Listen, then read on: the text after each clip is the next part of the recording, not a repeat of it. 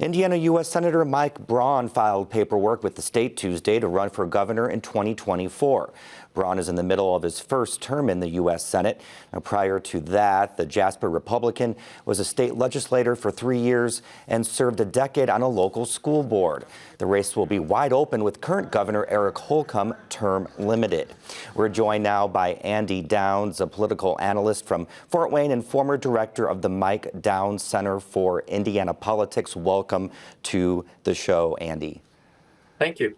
So if Braun ran for another term in the Senate, you just figure he would easily win re-election. Why make the run for governor? We have to remember Mike Braun is a CEO. He's somebody who's used to being at the top of the hierarchy and being able to move organizations in a particular direction. When you're a member of the Senate, it's an elite group. There are only 100, but you're not the leader of it. Even if you are the majority leader, there are limits to what you can and cannot do. And I think it's been pretty clear from the beginning that Mike Braun is somebody who likes to be able to move organizations in the direction he wants them to go. That means being an executive, and the governor's the chief executive of the state. Now, he's the biggest name to announce for governor. Who else do you think might run for the GOP nomination?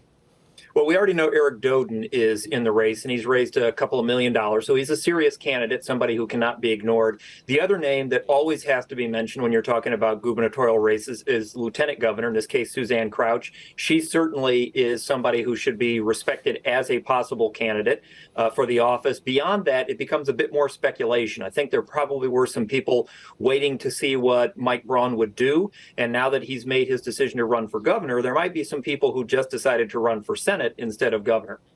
Former Secretary of Education Jennifer McCormick looks like she might run for the Democratic nomination. Have you heard of anyone else? And does a Democrat even have a chance in the state? Well, McCormick is the name that's been coming up the most. Obviously, there will be some other names that come up. There might be some people who actually go back in time and look for somebody like a Joe Donnelly, or maybe even a little further back, a John Gregg, and say, well, why not ask them to do it? Some people might try to convince Pete Buttigieg that it's time for him to run for governor. So there are some names out there, but the only person who seems to be exploring it seriously is Jennifer McCormick. The chances of winning, though, we always have to start with the assumption that every race is winnable. Some are just a lot harder to win than others. This one will be an uphill climb for the Democrats, absolutely no doubt about it. When you look at how Eric Holcomb did in 2020, it was a very easy victory for him. When you look at what happened in the Senate race just earlier this year, that was a very easy win for Todd Young. This is a time when Republicans do quite well running statewide. So what does this mean for Braun's Senate seat? Who might go after that seat? Will it be in play for Democrats? Well, that seat, anytime there's an open seat, both parties think they have a shot at it. And obviously they do. We reelect incumbents at an unbelievably high rate. And so when it's an open seat, both parties suddenly realize there's at least a better chance than there had been.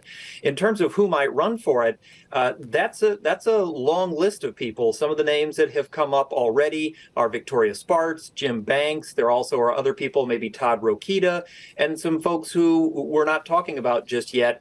But really what had to happen first was Mike Braun had to say, I'm not running for that seat.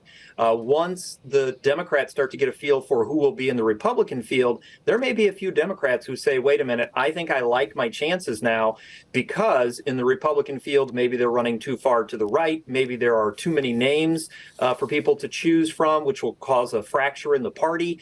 So, Democrats may end up reacting a little bit to what the Republicans do. Andy, thank you so much for your time. Appreciate it. My pleasure. Thanks for having me.